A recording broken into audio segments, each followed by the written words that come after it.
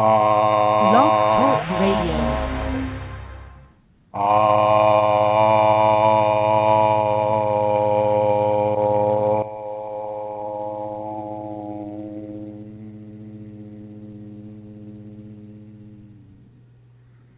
Hello everyone, this is Chrism, and I'd like to welcome you to another program about your Kundalini awakening experience. My name is Chrism, and I would like to introduce Santara Kundalini and bring her on just so everybody knows that we are both here, present and accounted for. Hello, Santara. Hi, Chrism. It's good to be here. Well, that came out a little bit garbled, but I think you said, hi, Chrism. Did it's you good get to be that? here. It didn't come out too clear. Hello. Oh, okay, then. Let me do it again. Hello, Chrism. It's good to be here. Thank you, Santara. Is that better? Yeah, that last part came out clearly. Okay, all right, and we'll go ahead and get started on the program here. I am not able to see the chat room today, so I don't know if there's anybody in the chat room. I am in Minnesota, central United States, about 2 time zones away from where I usually do the show. So instead of being 3 o'clock on the West Coast right now, it's 5 o'clock Central Time of the United States. And so I welcome everybody who may be listening to this in the Twin Cities area of Minnesota. That would be Minneapolis and St. Paul. And we'll go ahead and begin our program. Hopefully the sound is coming through, and I will count on anybody who may be listening to let Santara know if the sound isn't coming through. Evidently, she may be able to see the chat room. Okay, so Kundalini is not such a brand that people can just decide where the truth of it resides and where it doesn't reside. Because Kundalini is in all cultures, therefore the Kundalini itself is represented through all the cultures, and therefore its truth is represented through all the cultures. And as I have written a while back in an article that has been posted on Facebook group, the group's name is Kundalini Awakening ! On Facebook. Enlightenment is a never-ending process. There is no end point with enlightenment. It is a constant level of a union towards the ultimate unity, which would be that with the Supreme Being. And as that journey carries us onward, well, with the Kundalini, it is part of that journey, and it takes us into a different level of the journey, a higher level and a more expansive level than what we have walked as we have been behind the 5-body, 5-sense paradigm.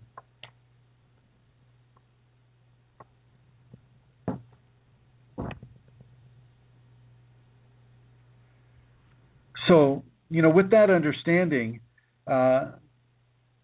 some other guru or a disciple of a guru may say, well, gurus don't go online. They don't offer their services online. They don't give the general public free access to their information. They don't come onto radio programs or BlogTalk radio programs, and they're not interviewed. They don't write the narratives of documentary movies about the Kundalini. Anybody that does that is not a real guru because because they maybe just don't fit the expected design of that particular student or disciple or master or guru or teacher. I am going to suggest that Kundalini is not so restrictive in its expression, that it is not so confined to somebody's sweet little ideology that just happens to to mix well with their belief system. Kundalini doesn't really honor the belief system. It honors the belief system that brings a person to the point where they can have Kundalini. But after that, the belief system begins to fall away, and it's the Kundalini teachings that will replace that belief system. And yet the hubris of people, the egos of individuals will cling to the familiar. They'll cling to that aspect of their belief system that they feel has brought them to enlightenment. And they will hold to those teachings whether or not the Kundalini is giving them anything different. And in such a way do we continuously find ways to resist the Kundalini. To resist the Kundalini. And this is something that I think people need to really pay attention to. Your belief system, as wonderful and perfect as it is for you, as it has brought you into the folds of enlightenment, ends at the beginning of those folds of enlightenment. Okay, it's not designed really to keep you imprisoned within the ideologies of a 5 cents behind the veil belief system. Kundalini begins to expand and strengthen the understandings that are outside of the box of religion, outside of the constraints of the mental, emotional, physical, psychological world. It's not about clinging to the past that you may more fully understand your present. It's about opening to the presence of grace within you, opening to the presence of the divine light within you as it expands you in all directions at the same time.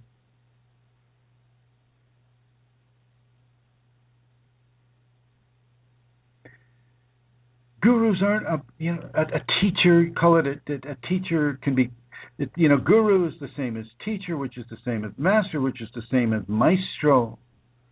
It's all about passing on knowledge, wisdom knowledge. And in the case of what we do here, the wisdom from the Kundalini. Those of you that have Kundalini already know exactly of what I'm speaking of. Santara, can you ask the chat room if the sound is coming through clearly, and let me know. You feel free to interrupt me, but let me know if that sound is coming through. I can't see the chat room. I'm borrowing one of Rosemary's laptops right now, and I checked it last night to see if I could get on the chat room, and I could, but this afternoon, of course, is a new day, and it's not always so easy. Yes, Chrism, you are actually coming through. Vincent says it, Mary Jean says it, Manisha, the sound is really good. It's interesting because you're actually here in the chat room as Kaz1. I don't know why you can't see it, but anyway. In the studio, That is quite strange, I have to say. Yeah, because... Yeah. But we have a glass speaker, we have Manisha, we have Mary Jean, we have Odin, we have Vincent, we have Cole. Well, welcome everybody, and thank you for joining us. I'm sorry. For whatever reason, I'm getting the 1, 2, 3 flash chat loading UI components, and then the perpetual spin of the little dial to the right. It's like it's doing the first Tibetan ad nauseum. So yeah, there we go. Just give it a try again, maybe. Just turn it off and turn it on again and see, maybe. I'm not even sure I can turn it off. Let's see. Okay. All right. It takes me into a different window, but maybe so. Anyway, maybe sound is good. Sound is good, Chrism. So thank you very much. Yeah. Okay. All right. And so.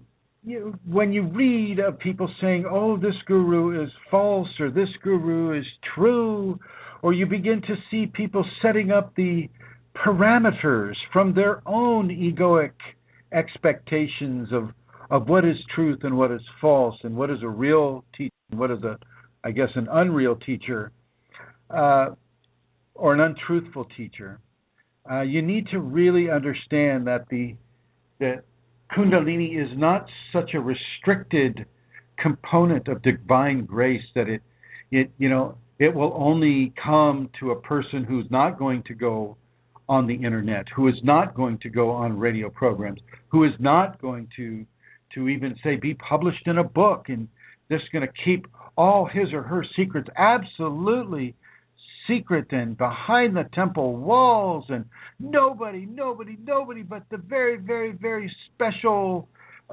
consecrated virginal alkalites are going to be allowed to see it.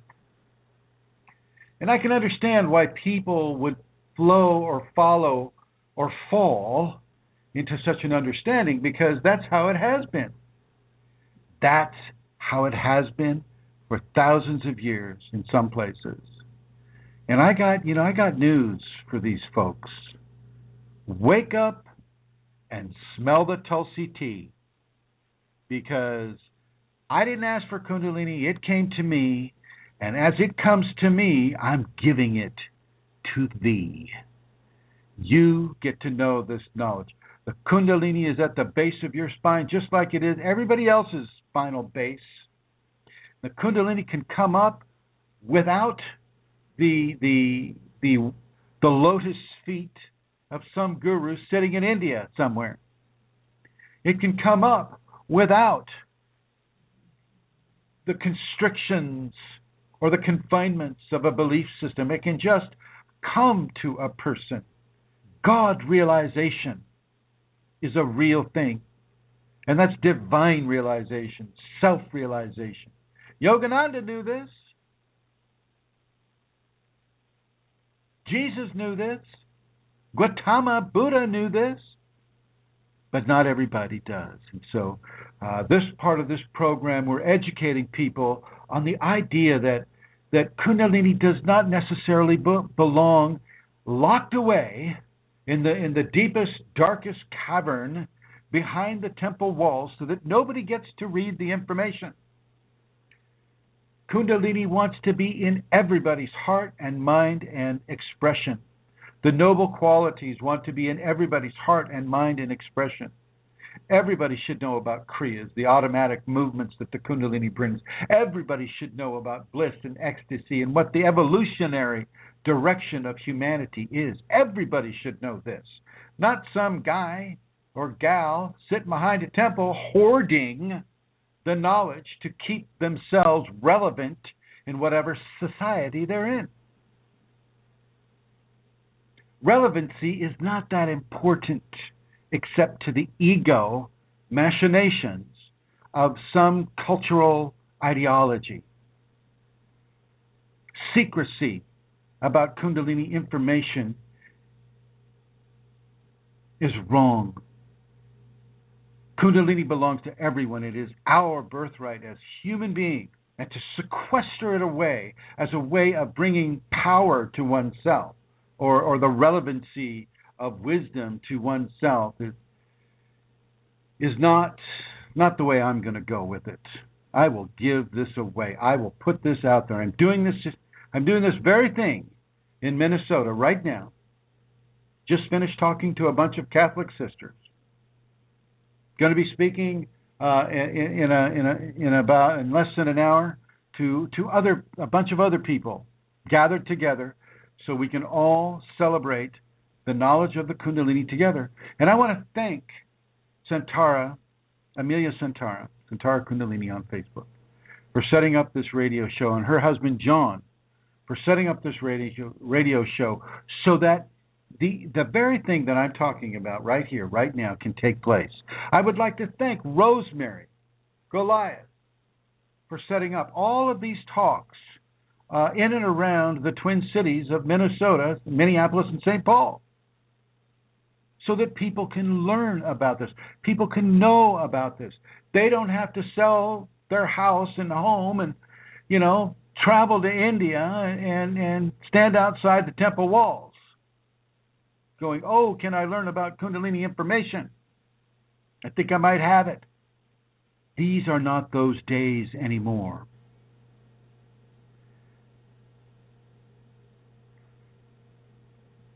And the very fact that people come onto any of the groups that I have and lambaste me for giving this information away is, I think, a form of I don't know what the word is. Congratulations, I guess. You're doing the right thing, because the times have changed. The digital technology that we're speaking over right now is designed for us to exchange information through communication. And the communications we've been giving since day one, since 12/12/2012, is about the Kundalini, all about the Kundalini. And not just my understanding, but Santara Kundalini's understandings, and every other person that we have had call in or write in questions about their Kundalini awakening. It is to be shared, ladies and gentlemen. It is to be shared. It is to be given.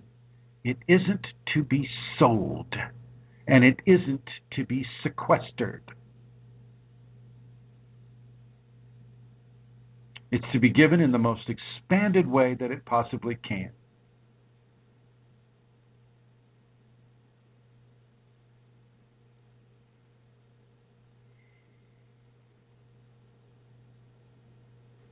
Rosemary understands this. She goes around this town, this town of about 1 million people, and she sets up these programs and these talks and these meetings so that people can learn about this. And learn they do. Not everybody can go to the seminar. Some people have family events planned on that day. They got to go to that family event. I support that. But I try to give them as much information at these talks as I possibly can within the hour or two that I can give. But I want to encourage everybody who can come to an event to come to these events. 16 hours of learning is a big deal. 16 hours of interactive Kundalini specific information and activities is a big deal, and it's very, very, very helpful for a person. I would invite you, and I think your Kundalini would invite you, to do everything that you can do to attend one of these seminars. I'm not going to continuously do these ad infinitum. There will be a time when I just stop, or I get stopped.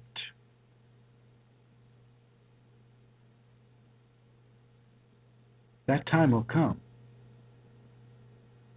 So I want to encourage anybody and everybody who is listening to this in the archives. Hello, all of you in the archives. Hello, hello.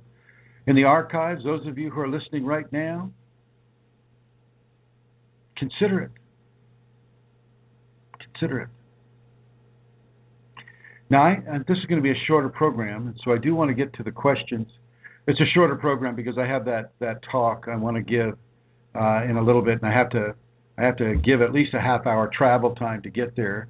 We had beautiful, beautiful lightning and rain here. It's so nice, so different from California. But anyway, I'm going to bring Her Holiness Amelia Kundalini online. And hello. Hi, Chrism, and can I just say, attending a seminar for people listening, it's probably the best gift you can give yourself if you're Kundalini active or awakened or you wish to be, because meeting with Chrism in person, meeting other Kundalini people, listening to Chrism's teachings and participating and receiving Shakti pack from him, it is like nothing you will ever have experienced before. So if you're listening to this program, if you're interested in Kundalini awakening, the fact that you're hearing this is no accident, and if you're able to get to Rosemary, the one that Rosemary is organising this month, next week I think it is, I'm sure she'll tell us the dates in a minute, that's the nearest one that you could attend now. I would really encourage you to make that effort and just do it. You will be really, really glad you did. Okay. Yeah.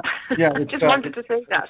It's the 14th and the 15th of November. That's this next weekend It's from 9 to 5, both days. It's about 16 hours of direct Kundalini information and interactivity. So you get to meet a lot of Kundalini activated or awakened people, and really a lot of the joy is the people that come, the people that these seminars attract. So do make it a point, and I see. Yeah, and in the chat. Go ahead. Sorry. Go ahead. I'm saying in the chat room, Manisha is saying nothing tops meeting Chrism in person, and that's because Manisha met you, Chrism, for the first time in London recently, having been on the groups for quite some time, and she had to make a big effort. She had to leave her country and travel over across the water to London, to the UK, and really, to be honest with you, that took effort, and she is so happy that she did. So let that be another invitation for you to also make that same effort. Yeah, and I'm not. I think that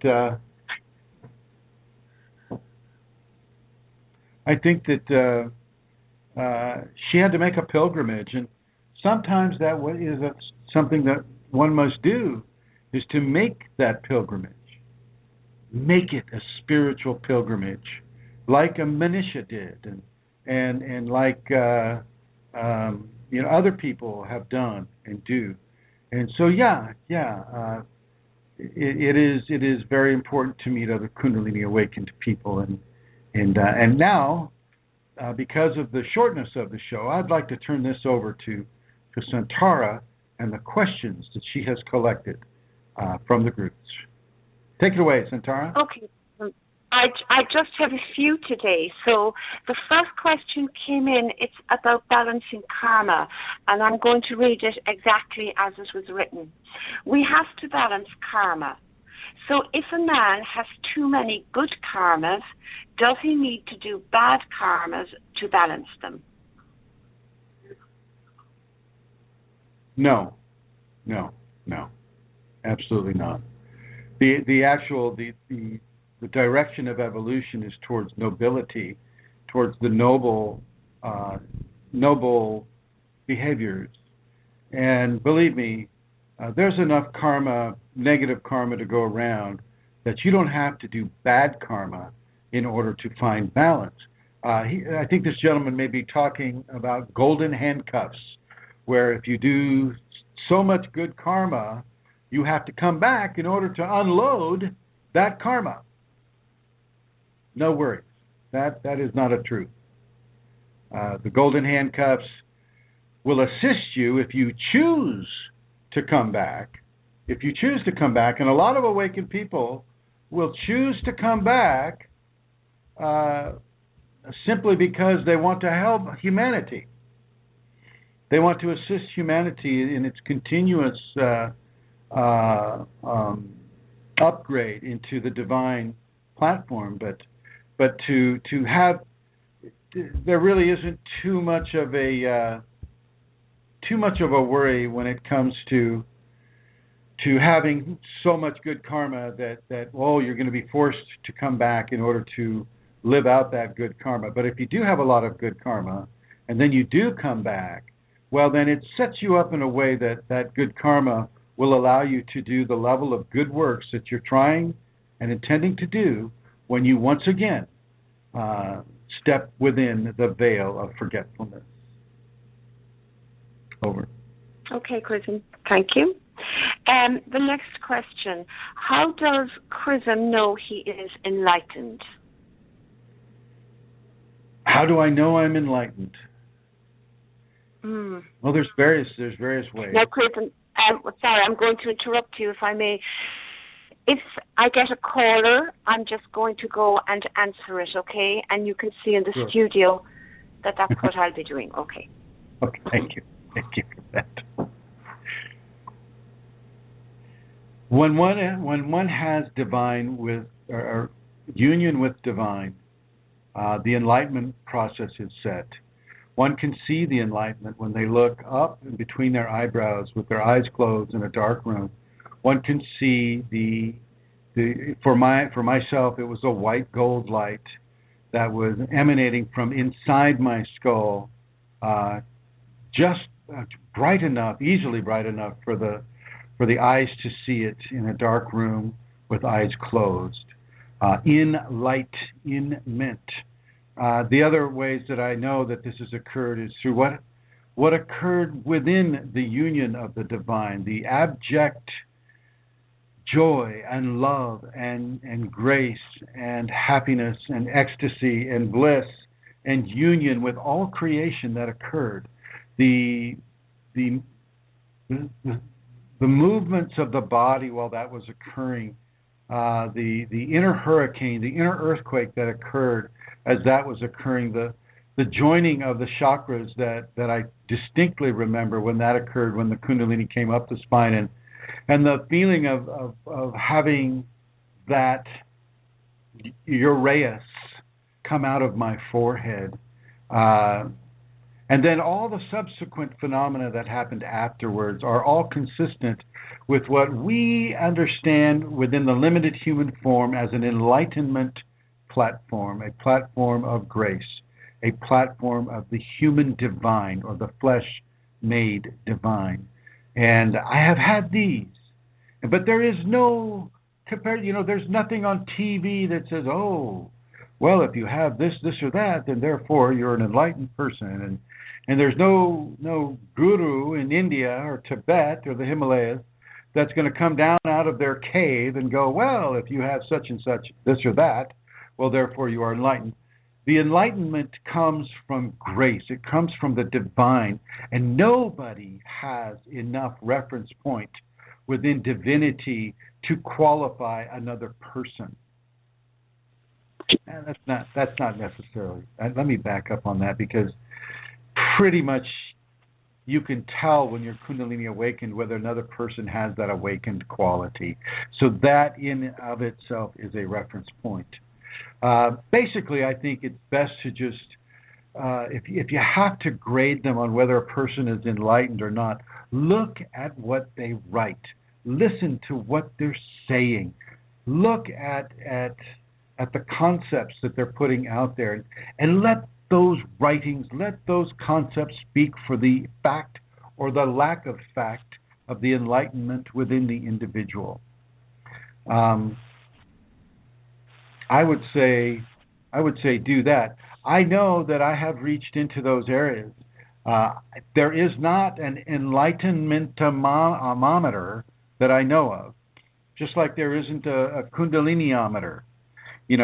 We can't begin to start measuring levels of enlightenment with a person, because it goes far beyond the cognitive measurements that our human mind can wrap itself around. It's not of the physical. It is not and because it's not of the physical, therefore physical applications and physical cognitive theories and assumptions do not apply to the understanding and the experiential understanding of enlightenment.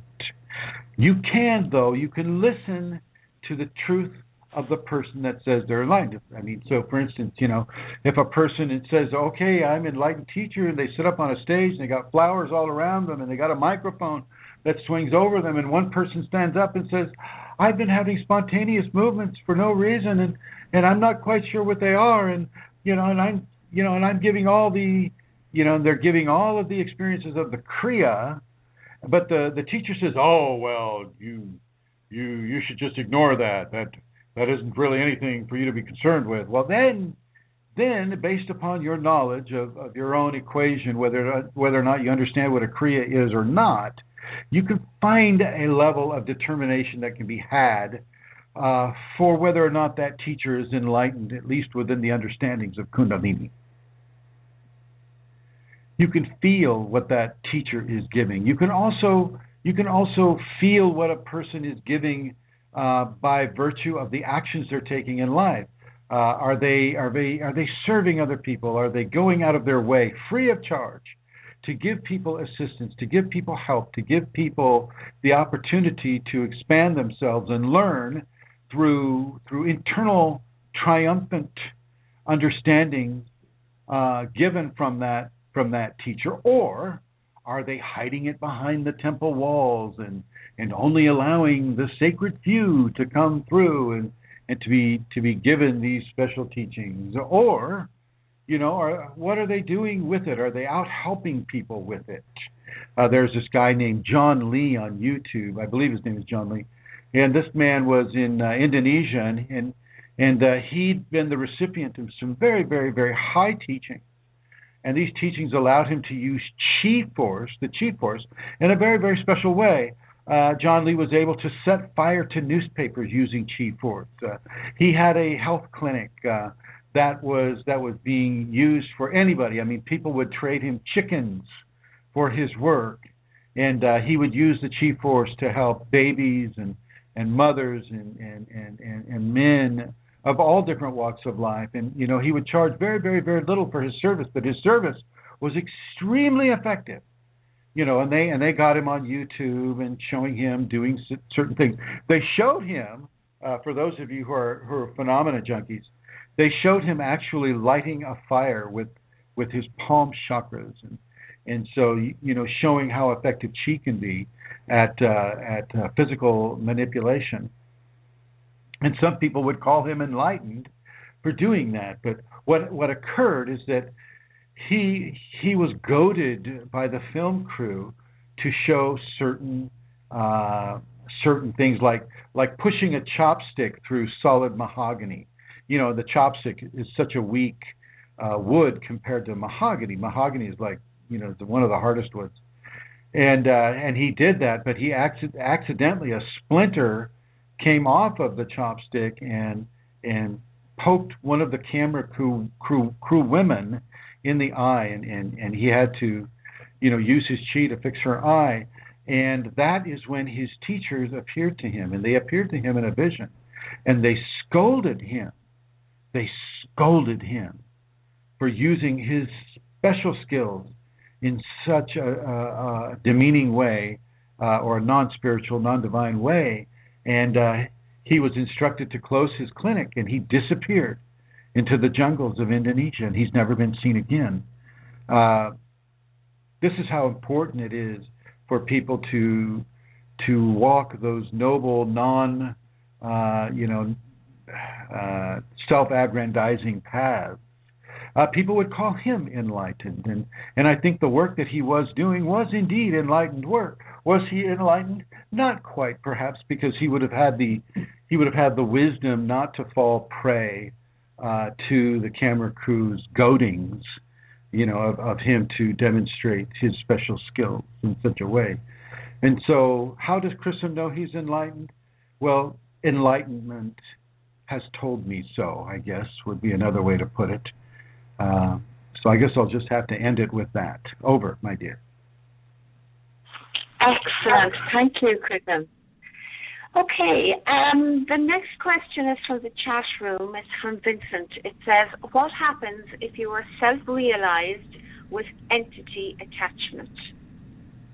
You use the crucible of reversal, and you use the noble qualities to offset the corruptive qualities that the entity attachment will likely bring upon you. It is an imposed, a self-imposed or a divinely imposed equation to keep you on the right track by not doing what the corruptive influence would try to have you do. Over. Okay, and he had said afterwards, I have this attachment to surrender, and I asked him, to what? And he said an attachment. He's surrendering to an attachment? So surrendering to the entity. I'm not too sure. I'm not following let's leave that bit go, Chrism, because I might be misunderstanding him. So thank you for answering the first part. You wrote on the group, I'm just wondering if you'd say a little bit about it. It was, you wrote, some choose before they incarnate and some choose after, and none are accidental choices. Could you say a little bit about that? Some choose to participate in a pattern of probability that would include Kundalini awakening, and some choose before they take the body that is the path that they're going to really focus on having come to them, and some of them will have guidance that will really directly guide them into that, like you, Centaura. Some are guided to the idea, but they haven't experienced it yet. They didn't come in with a level of Kundalini already intact, expressive Kundalini already intact. And this is the choice that is made as they are in the body. It will be the first time that they have had the Kundalini come to them. And so that is the choice that is made while under the veil. And that is a powerful choice. That is a very, very powerful choice because it is a life-changing choice. And it is just as effective as the person who came in, although there seems to be somewhat of a bias that people create, of course, a competitive bias, by saying, well, since I just had it come to me naturally, well, then I am so naturally there already that I can just naturally, because I'm so natural about it, God just wanted me to have it, so my wisdom is just so astounding and so in place that I'm naturally there.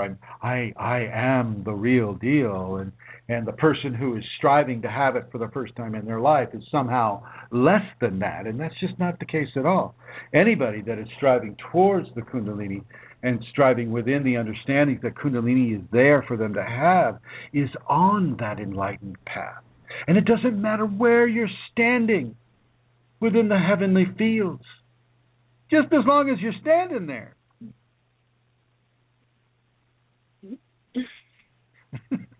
This is important, this is so true.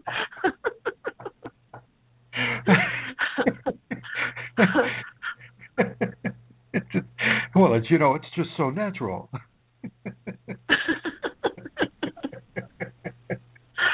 Yeah. Yeah, good. Thank you. Have you more to say, or is that over?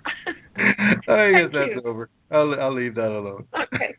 I start going into my parodies of these people. No, parodies are interesting because they can express in very few words a lot. Okay. So the next question is, there was a question about colours. Somebody asked on the group, is the most common energy you see around a person pink and then a lighter blue, because that was what they were experiencing. And you mentioned about, the colours of the chakras, but you also spoke a little bit about colours around people and that this was what she was seeing. Could you say something about that, Chrism? Yeah.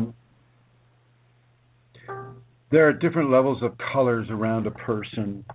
Each chakra has an emanation that will come through for an individual. The first chakra in its pure state is that deep dark ruby red, and so on and so forth, with the beautiful orange and the brilliant yellow and the beautiful green and so on and so forth.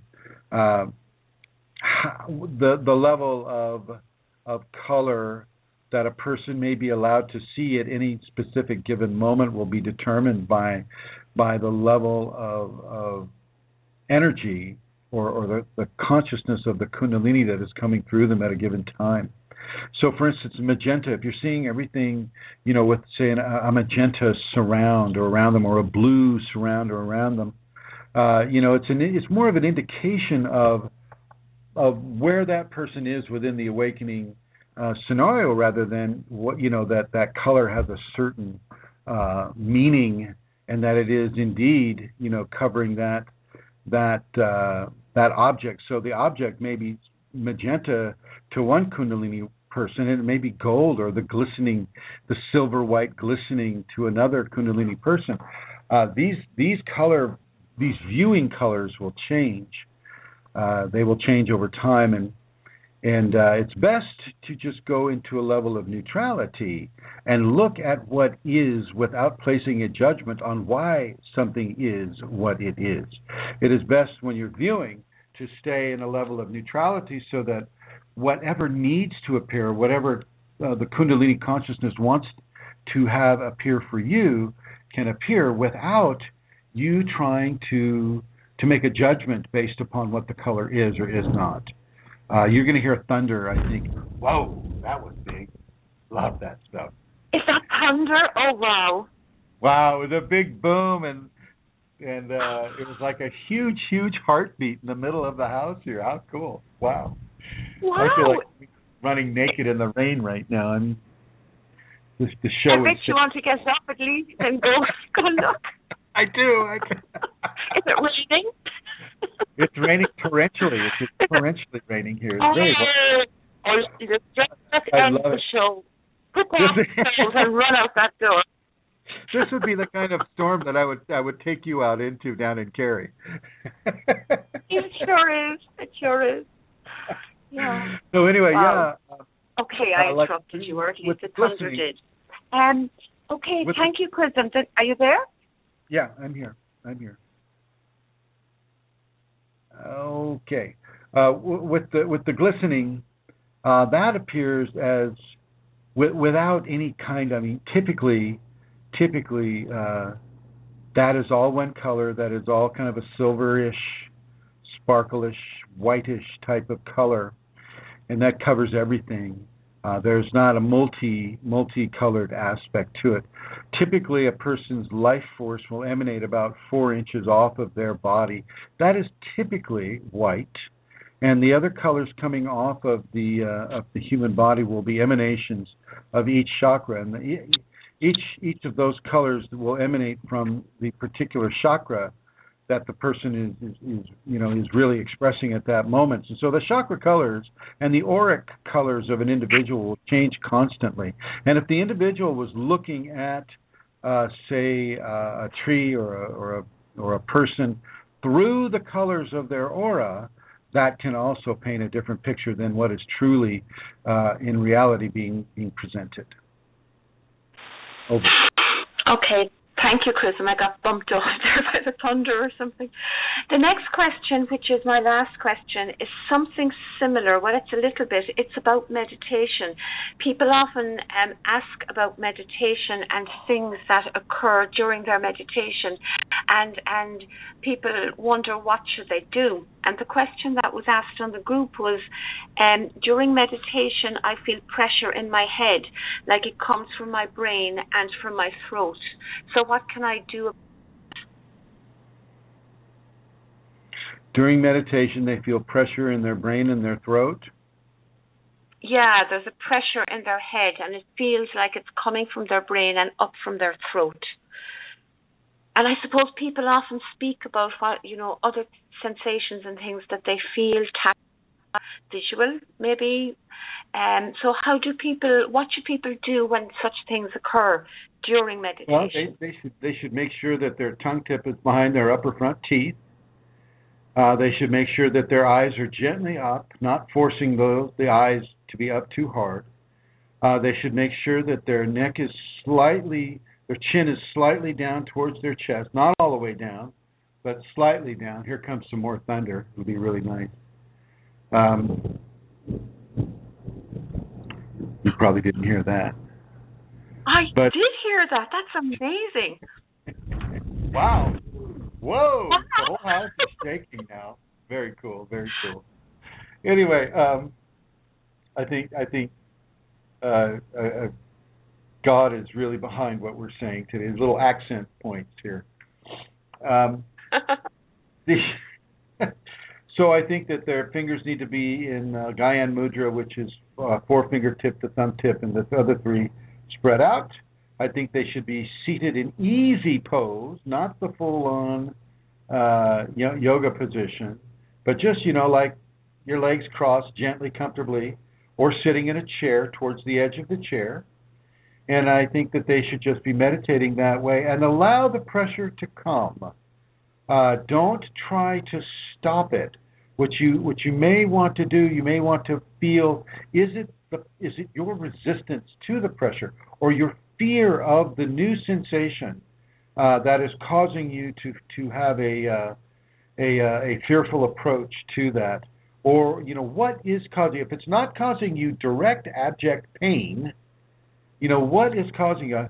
Another student I have, when they do devotion a lot, they're getting the hot knives coming through certain areas of the fontanelle, and sometimes, it's just too much energy, and too much energy will be received by the body as a painful event, and so you pull back on the devotion, and you allow the body to process what it needs to process. Well, maybe with this individual that they need to allow the body to process more rather than just chasing the Kundalini. Sometimes people chase the Kundalini so much, and they get into the routine of chasing it so much and so fast and so furious that they overload the body. And the body will indeed respond in a very painful format. And so that is something else to be considered, is we need to understand that the physical body and the emotional body has limitations, and these limitations need to be honored by the ego of the individual that is chasing Kundalini for whatever reason, so fast and so furious. So that's about what I'm going to have to say about that, my dear. Okay, Chrism, thank you. Well, I think with the storm there, with that thunder and rain, and I know you want to go out, and I've come to the end of the questions, and you have a journey ahead of you. Perhaps we should finish now. What do you think? Well, I first of all, I'd like to thank you and John and the O'Connor crowd for making this program possible. Thank you very much to all of you. And actually, I will just give my usual little spiel, if I may, about the donations. If you would like to make a donation, you can go to this website at www.ascension-kundalini.blogspot.com, and in the upper right hand corner you will see button, and you can donate there. All donations are gratefully received, and all donations are really, really welcome and are essential for this work to continue. So if you are in a position to donate, and if you would like to, then please do go to that website. There is another one. It is www.Chrism-Kundalini.blogspot.com, and again, you are most welcome to make a donation there. That's it, Chrism, from here. Thank you very much. Okay, and Rosemary has an announcement she would like to make. Yes, I would like to welcome people who are still considering coming. Welcome all, but if you're considering coming this Saturday and Sunday, we have room for you, and we are working now on preparing materials. So do let us know. 651-452-3161. That's the phone number. Yes, house number, and my cell phone is 651-329-9615. My email is rosemaryg@usinternet.com. And I say in capital letters in bold what Amelia has said and what Chrism, especially Amelia, is saying in being with Chrism in a seminar. There is no greater other than Kundalini directly. There's nothing that is as helpful in receiving from Chrism. And I encourage anyone considering, call me. There may be things to work out. We can do that. Thank you, my dear Rosemary. And I would like to offer to those that are listening now on their computers and cell phones, and to those listening in the archives, you can go to Chrism.Kundalini on the YouTube network. You can go to Chris Mitchell on the Facebook network. We have groups. One group on Facebook is called Kundalini Awakening ! Has about 10,000 people. We have another group, Kundalini Awakening Systems 2, has about 3,500 people. We have various groups like Kundalini Awakening Systems 3. We have another group called Kundalini People. We have a private group, and you can private email me about what that group is. We have a Yahoo group called Kundalini Awakening Systems 1 at Yahoo Groups, and we're also on Google+. with the group that is called Kundalini Awakening ! So I would like to invite you to visit any or all of those groups. You can private email me at kfireforall, KFIREFORALL @yahoo.com and ask me any questions that you may have about the Kundalini awakening that you may be experiencing or somebody close to you. And I want what? Oh. And just after seeing Josephine has probably missed the fact that the show is coming to an end early. She was on earlier and she popped off, and I can see her back again. So hi, Josephine. The show is about to end. Yeah, gotta leave early. And just before we do, I want to say thank you to Cole, Vincent, Mary Jean, Manisha, the guests with the numbers after them, Atlantis Seeker, and a few other people who have been bumped off as well. It was nice to see you in the chat room today. And hopefully Chrism will have his chat room up again next week. Hopefully. No guarantees, though. BlogTalk always has an interesting surprise waiting for us. Anyway, I would like to go ahead and end this episode of Conversations about your Kundalini Awakening experience. And thank you all for joining us. And here we go.